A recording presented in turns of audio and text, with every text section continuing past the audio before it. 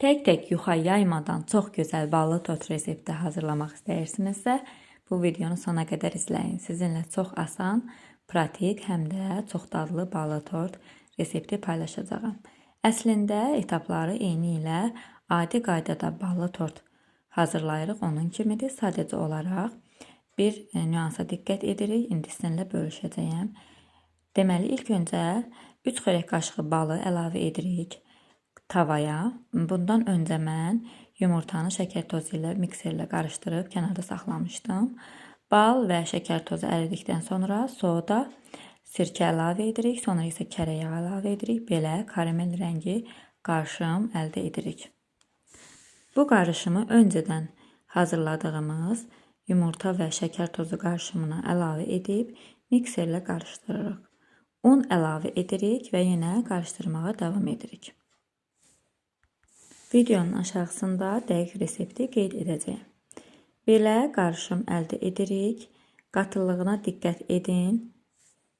Yağlı kağız sərilmiş listə əlavə edirik. Soba listinin ölçüsü 35-in 45-ə idi. Artıq korjumuz bişdi. Krem hazırlayırıq. Qaymaqlı krem hazırladım və yağlı kremdən istifadə etdim. Qaymaqlı kremi qatlaşdırılmış süd ilə, yağlı kremi isə bişmiş qatlaşdırılmış süd ilə qarışdırdım.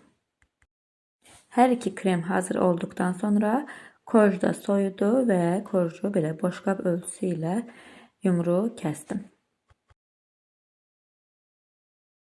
Və sonra da iki yerə böldüm. 3 hissəyə də bölə bilərsiniz və digər kənar hissələrdə istifadə edəcəyim.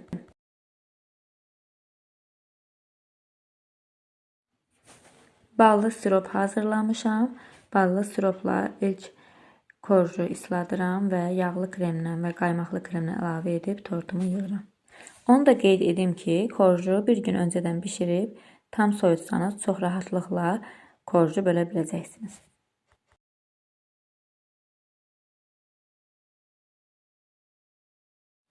Çox qısa müddətdə az bir vaxtda hazırladığım bir tort idi. Ona görə tez tələsik hazırladım. Amma çox dadlı idi. Sizlərə də bu resepti məsləhət görürəm. Əgər az vaxtınız varsa, mütləq bu resepti sınayın.